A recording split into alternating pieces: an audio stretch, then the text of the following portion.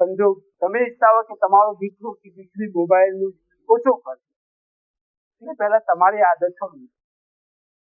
એ જયારે ઘરે ના હોય, સ્કૂલે હોય ત્યારે જમી લો, જે કરવું એ કરી લો, તમારી પાસે ટાઈમ છે. એ ઊંઘી જાય પછી જો ટાઈમ છે.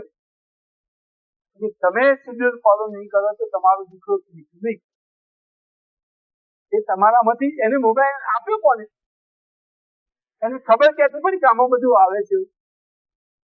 જયારે તમે જોતા હોય, તમે મોબાઈલ સર્ચ કરતા હોય, એ યુટ્યુબ હોય કે ફેસબુક હોય કે ઇન્સ્ટા હોય કે કોઈ બી, તમે જોવો છો ત્યારે જ એને ખબર પડે કે આવું બધું આવે છે.